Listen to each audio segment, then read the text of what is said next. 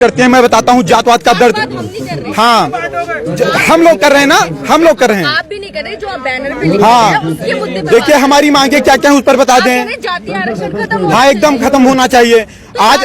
हाँ हाँ, बस एकदम उसी पर बता रहे हैं आपको, उसी पर बता रहे हैं। क्या टाइटल लगा, एक सेकंड हम बोलने दीजिए ना बीच में। क्या टाइटल लगाना जातवाद है? अगर टाइटल लगाना जातवाद है तो पासवान भी लगाते हैं, यादव भी लगाते हैं, वर्मा भी लगाते हैं, शर्मा भी लगाते हैं, तिवारी भी लगाते हैं, मिश्रा भी लगाते हैं, पाड़े भी लगाते हैं। ये जातवाद नहीं है।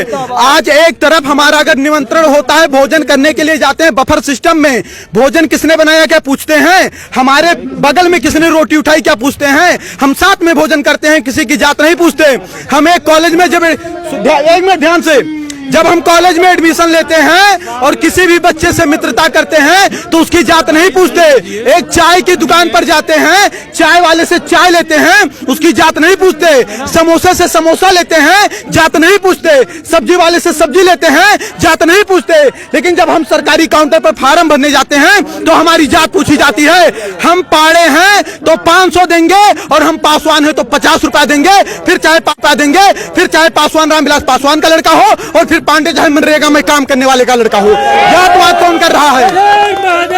एक पूछना है तो पूछिए, आप पूछिए प्रश्न। क्या बेनिफिट होगा अगर ये खत्म हो जाएगा? देखिए, बाबा साहब अम्बेडकर ने कहा 10 साल के लिए रिजर्वेशन होना चाहिए। इस देश के चंद गद्दार नेता आज क्या कह रहे हैं कि आज 70 साल बाद बाबा साहब भी आ जाएंगे लेकिन आरक्षण नहीं खत्म होने देंगे। तो क्या वो बाबा साहब के सिद्धांत पर चल रहे हैं? कभी पाड़े, तिवारी, मिश्रा, ठाकुर साहब, अग्रवाल, बनिया को नहीं देखा होगा कि वह दलित समाज को जात के आधार पर गाली दे। आप मुझे बताइए, भारत समानता का अधिकार देता है सबको, फिर भी वो जात के आधार पर पंडित जी बभनवा ठकुरवा कह करके 500 गाली दे, उनके खिलाफ कोई कानून नहीं है। उनकी बकरी हमारे खेत में चली जाए, हमको डांट दे, जात सूचक शब्द के तहत जेल में हमको डलवा देंगे। ये हमारे साथ अन्याय है या न्याय है? अन्याय हमारे साथ कौन कर रहा है? आज कानून बनाए जाते हैं कि किसी दलित लड़की का आप गलत दृष्टि से पीछा करते हैं, किसी दलित लड़की का आप गलत दृष्टि से पीछा करते हैं तो आपके ऊपर कम से कम 1 लाख रुपए जुर्माना लगेगा, आपके ऊपर हर्जन एक्ट भी लगेगा। लड़की सामने जा रही है, हमें क्या पता कि वो दलित है कि सवर्ण है। दूसरी बात, अगर कोई सवर्ण लड़की का गलत दृष्टि से पीछा करता तो उसके खिलाफ ऐसा कानून क्यों नहीं होना चाहिए? ये भेदभाव हो रहा है कि नहीं हो रहा है? आज मैं स्वयं 8वीं क्लास में पढ़ता था, मैं 1.5 साल का था, तभी हमारे पिताजी खत्म हो गए थे। 300 रुपया फीस जमा करना था, गुरुजी ने कहा बेटा नहीं जमा करोगे नाम काट देंगे। हमें फीस जमा करना था। हमारी माताजी कर्जा रुपया लेकर के आई, जबकि हमारे मित्र राजेश आर्य थे जो कि 80 से आते थे, उनके पिताजी 500 रुपया दिए, उनका 200 पड़ा, हमारा 300 पड़ा। गुरुजी से मैंने कहा कि गुरुजी कर्जा मैं लेकर के आया हूँ, ब्याज पर मुझे रुपया देना पड़ेगा, 300 मुझसे क्यों लिया गया? उन्होंने बताया कि आप जनरल वर्ग से हो। मुझे पता नहीं था कि जनरल वर्ग क्या होता है। अब सोचिए आप, जातवाद की बीज कहां से पैदा हुई? हम उस आर्य के साथ बैठते थे, भोजन करते थे, खाना खाते थे, साथ में पढ़ने जाते थे।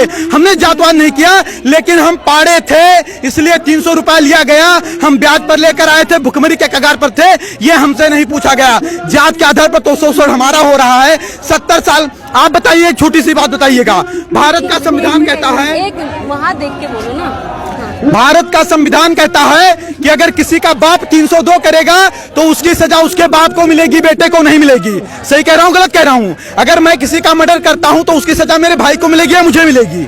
किसे मिलेगी? मुझे मिलेगी ना। तो सोचिए, 1947 के पहले जो शोषण हुआ, ना शोषण करने वाले जिंदा हैं और जिनका शोषण हुआ ना वो जिंदा हैं। फिर उसका बदला 1999, 92 और 95 में पैदा होने वाले बच्चे से क्यों लिया जा रहा है? आज अगर 70 साल से सारे नेताओं के भाषण सुन लीजिए, क्या कहते हैं कि यह सरकार दलितों की है, पिछड़ों की है, शोषितों की है, वंचितों की है। फिर भी 70 साल से दलित दलित है, शोषित शोषित है, वंचित वंचित है। तो इसका जिम्मेदार सरकार है कि सवर्ण है? इसका जिम्मेदार संविधान है कि सवर्ण है? सवर्ण के ऊपर कैसे आरोप लगाया जा सकता है? हम नरेगा में काम करें, हम मजदूरी करें, हम ठेला लगाएं, लेकिन पंडित जी हैं इसलिए मुझे अच्छे स्कूल में एडमिशन नहीं मिलेगा, 90% लाकर मुझे फेल कर दिया जाएगा। क्या मुझे इस देश में न्याय नहीं मिलना चाहिए? और अगर न्याय देने की क्षमता इस देश की सरकारें नहीं रखती हैं तो खुल करके कह दें कि आप इस देश के नागरिक नहीं हो, हमारे मताधिकार भी छीन लें। फिर क्यों कह रहे हैं, हमारे वोट क्यों ले रहे हैं वो लोग? SC/ST एक्ट का 10 महीने जेल है। अब आप क्या मांग रख रहे हैं? अगर इन मांगों को नहीं माना जाए, हमारी मांग ये है कि देखिए, एक समय था, एक कालखंड था जब जातवादिता रही होगी। आज जातवादिता नहीं है। यहाँ जितने लोग आए, मैंने किसी की जात नहीं पूछी, सबसे हाथ मिलाया, नमस्ते प्रणाम किया। आज कोई ऐसा नहीं करता। अंतरजातीय विवाह, आपको पता होगा कि भारत का संविधान कहता है कि 18 साल की लड़की हो जाएगी तो स्वेच्छा से शादी करने के लिए वह निर्णय ले सकती है कि नहीं है?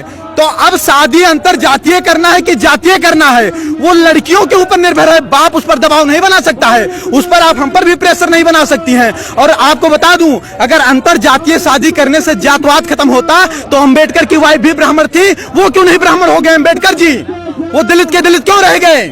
रामविलास पासवान ब्राह्मण क्यों नहीं हो गए? वो दलित के दलित क्यों हैं? ये चंद लोग मलाई काट रहे हैं। आज गांव का गरीब दलित गोबर और मिट्टी में पड़ा है और दलित का मुद्दा उठाने वाले लोग मर्सिडीज से चल रहे हैं। उसके बाद उनका शोषण वो करते हैं। 22.5% दलितों का रिजर्वेशन, क्या उसमें कोई सवर जा सकता है? नहीं जा सकता। उसका लाभ कौन ले रहा है? दलित ही तो ले रहा है। अगर कहीं पर आरक्षित सीट आती है तो वहां चुनाव कौन लड़ेगा? दलित ही तो लड़ेगा, सवर तो लड़ नहीं पाएगा। फिर उनका अधिकार कौन खा रहा है? 56,000 करोड़ अनुसूचित जात के लिए और 39,000 करोड़ अनुसूचित जनजात के लिए ये जात के आधार पर बजट है। अगर जात के आधार पर ये बजट आए तो उन्हीं के जात के लोग खाए कि हम लोग खा लिए। फिर आरोप हमारे ऊपर कैसे लगाया जा रहा है कि हम उनका शोषण कर रहे हैं? ठीक है, और कोई बात हो तो बताइए। हम ये बताना चाहते हैं, देखिए हमारी सरकार से, देखिए हम इस देश के नागरिक हैं। हमने कभी तोड़ फोड़ नहीं किया, हमने कभी किसी का विरोध नहीं किया। हमने, एक सेकंड बोलने नहीं दीजिए ना, 1 मिनट रुक जाइए, 1 मिनट रुक जाइए, कुछ बोलने दीजिए ना। हमने कभी सरकार के खिलाफ आवाज नहीं उठाई, हमने कभी तोड़ फोड़ नहीं किया, हमने बस नहीं चलाए, हमने ट्रेन नहीं फूकी। हमारी मांग हमेशा शांति से रही है। बाप दादा देश के लिए और धर्म के लिए लड़ते लड़ते मर गए, उनके बच्चे आज सिस्टम से लड़ करके मर रहे हैं। 2 लाख ब्राह्मणों के जनेऊ तोड़वा दिए गए, गर्दनें कटवा दी गई। 12-12 साल के राजपूत बच्चे, उनकी माएं तिलक लगा करके युद्ध क्षेत्र में भेज देती थी, तब हमारा धर्म बचा। हम देश और धर्म के लिए लड़ते लड़ते मर गए, हमारे बाप दादा मर गए, आज हम सिस्टम से लड़कर मर रहे हैं। क्या इसीलिए लड़कर मरे थे? हमारी मांग है कि राष्ट्रीय स्वर्ण आयोग का गठन हो।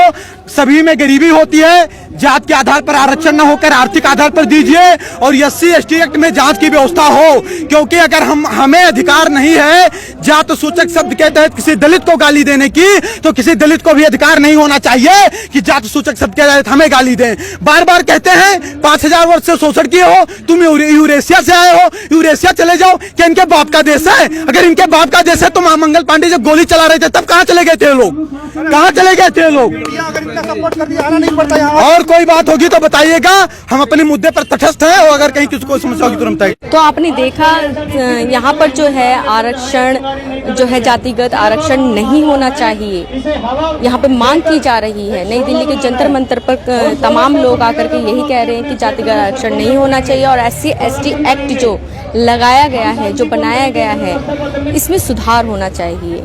क्यों है कि इन सब चीज़ों को जो है सरकार इस पे सुनवाई करे, इस पे संज्ञान ले, जो ये मांग रहे हैं। और जेठेरी जी जो है रामलीला मैदान में उनका आमरण अनशन चलता रहेगा। जो इनकी मांगे हैं वह पूरी होनी चाहिए। इन्हीं मांगों पे